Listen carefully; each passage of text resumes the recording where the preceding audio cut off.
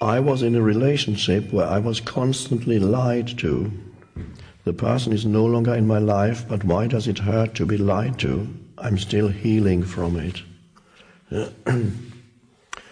Well, it hurts because you are taking it personally, and what hurts in you is still the ego. The ego says, he lied to me. He lied to me. It doesn't realize that he acted according to his level of consciousness. And right now, you're no longer in a relationship with him, he's probably lying to somebody else. So you were not singled out by him and said, I'm going to lie to her.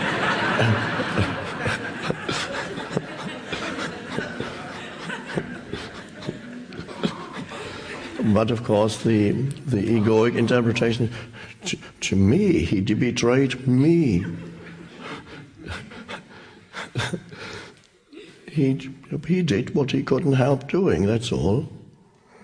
You take yourself out of it.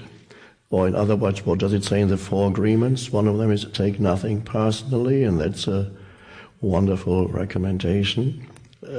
So he lied because his level of consciousness at this time, his particular conditioning, makes him lie, and he may not even know that he's doing it. He might believe in his own lies while he's lying, or maybe somewhere at the very back of his mind he knows it's not true, but that's covered up by such an identification with the mind stream and whatever words are coming out of his mouth that he virtually believes in his own lies.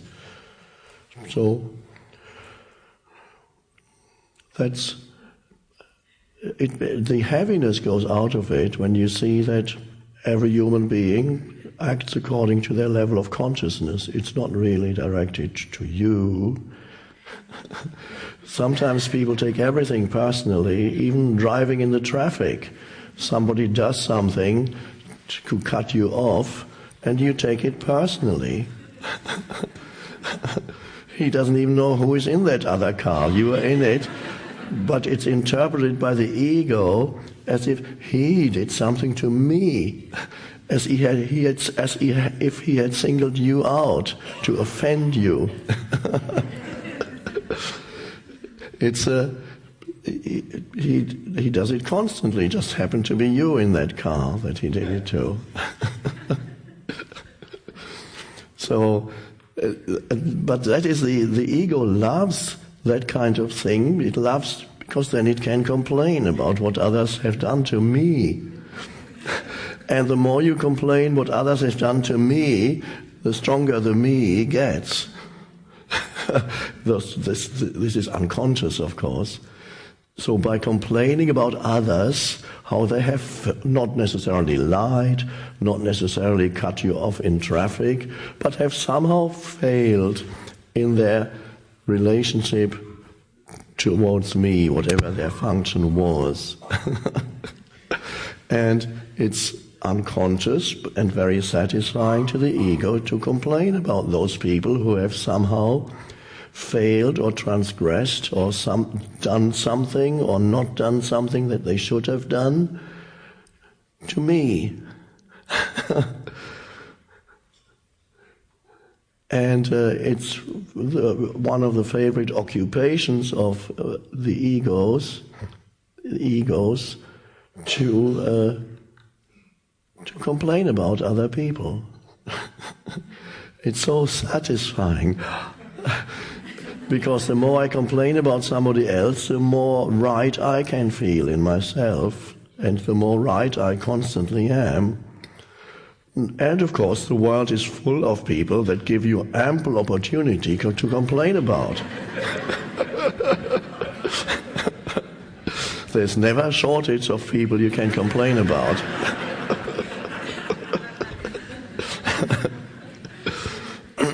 And life does that, not to annoy you, but to make you more conscious. So all these people who don't live up to your expectations, that they should do exactly what is right and exactly do what needs to be, exactly how they should be, which means my expectations. All these people, have they been put there by some malignant demon to make your life miserable? Is that that's what some people, they believed, some of the Gnostics, the early Christians, they had some wonderful insights too, but one of their beliefs was that this world was created by some demon, and therefore it was our job to escape from it. This is not a totally correct perception, but I can see why they thought that. So yes, the world is full of people who don't do what they should be doing according to your mind. But so you have to catch yourself, if it still happens to one or two of you, when you complain about others, whatever it is, even simple things, somebody not turning up on time, and if you can step out of the complaining pattern, that unfortunately to the ego seems as if you were starving it, and unfortunately that's what it is. The ego will begin to feel, I'm shrinking. If I'm not complaining, there's less of the me. I can't blow myself up if I'm not complaining, because when you complain, you get bigger. And the louder and the more emotional the complaint is, the bigger you get, like a balloon. And then anger might be added to the complaint. So I'm fed up with these people. Who do they think they are?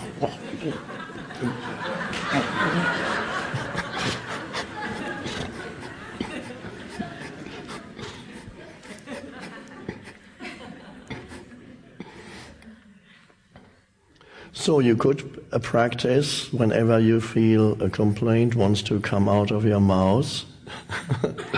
You could practice relinquishing that and see what it feels like. At first it will feel as if something were missing in your life.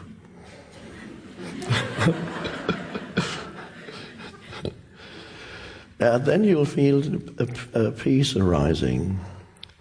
Now somebody right now is thinking, do you mean I should become a doormat and allow people to do whatever they do? No. You can still, whatever information you need to convey to somebody can still be conveyed, if that's the right thing to do, without complaining. You can take action without complaining. If you have a handy person you're calling somebody to repair something in your house, he doesn't turn up, and then you call him again and says, yes, I'm coming at 3, he doesn't turn up. At some point you'd have to say, okay, I'll have to choose somebody else. And then you can call him and say, you didn't turn up 2 or 3 times, so I've decided to go with somebody else. Thanks for listening.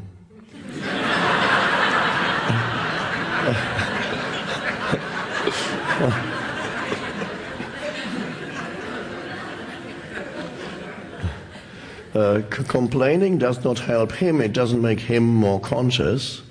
It only strengthens your identification with the false self. That's all the benefit that it has. So you can take action, you can also inform somebody of this or that without complaining about them.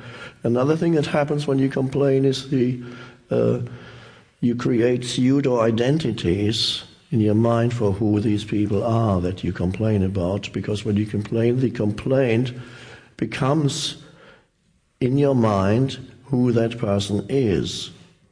So who that person truly is becomes virtually completely obliterated by the mental complaint that you have about him or her.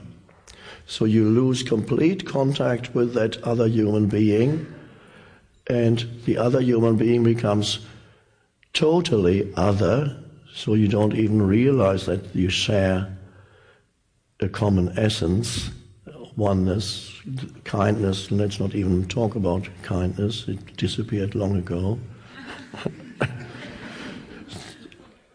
So that mental formation complaint obliterates the rest of the person very quickly, very easily. And that's another way in which space is lost, inner space. One of the patterns of the mind. And yes, so be grateful to all these people who are so, according to the judgmental mind, so lacking in this, that, or obnoxious, because they make you more conscious. That's part of the limitations that you encounter. Think of the Sufi master and his self-chosen training. Now imagine this same person saying, what he did to me, he just said, I would become his slave. He didn't even pay anything to buy me. He just took me, and now look how the way he is treating me.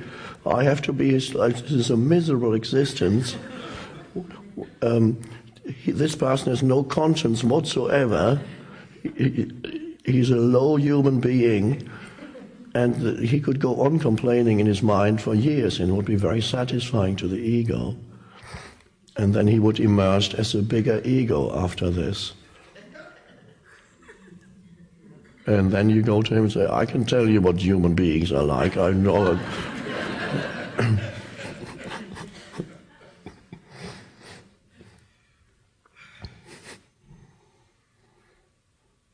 So as a spiritual practice then, I recommend not complaining, which doesn't mean you can't take action, we know that, no?